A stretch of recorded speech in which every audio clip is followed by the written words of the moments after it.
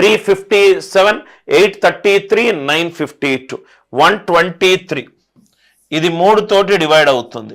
Answer 3 తోటి divide అవుతే ఇన్పుట్లో కూడా ఒక నంబర్ 3 తోటి డివైడ్ అవ్వాలి.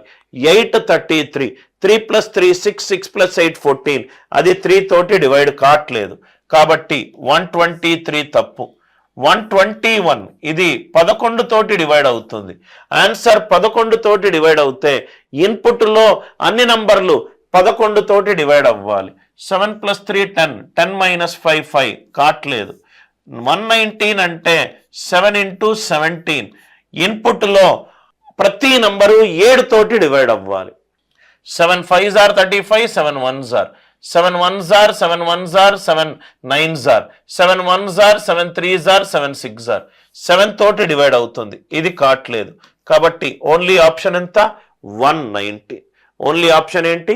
119. ఆర్ మీరు ఇలా కూడా చూసుకోవచ్చు. ఆన్సర్ అనేది ఫ్యాక్టర్ ఆఫ్ స్మాలెస్ట్ నంబర్ అయి ఉండాలి. స్మాలెస్ట్ నంబర్ కి కారణాంకమై ఉండాలి. స్మాలెస్ట్ నంబర్ కి కారణాంకమై ఉండాలి. 119 3s are 357. 119 3s are 357. Logic అందరికీ క్లియర్ అయింది కదా సార్? HCF of 108, 288 and 396. 396. నవ్వు ఇక్కడ చూస్తే సార్ ఇదేమో 4 తోటి డివైడ్ అవుతుంది. ఇది కూడా 4 తోటి డివైడ్ అవుతుంది. ఇది కూడా 4 తోటి డివైడ్ అవుతుంది. ఇన్పుట్లో ఉన్న అన్ని నంబర్లు 4 తోటి డివైడ్ అవుతున్నాయి. ఆన్సర్ కూడా 4 తోటి డివైడ్ అవ్వాలి. 4 తోటి డివైడ్ కావట్లేదు. కాబట్టి ఆన్సర్ ఎంత? 36.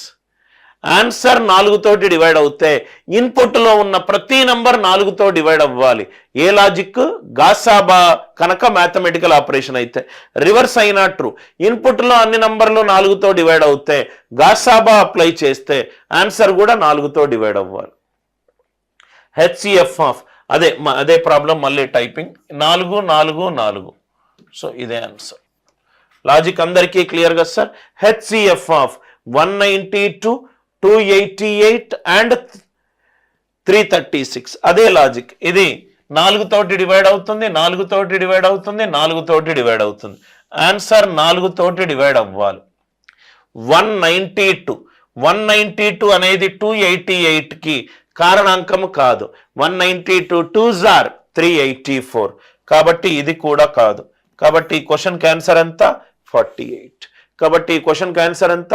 48. Are you all with me? Right. Logic తోటి మనం సెకండ్లలో సాల్వ్ చేసే ప్రయత్నం.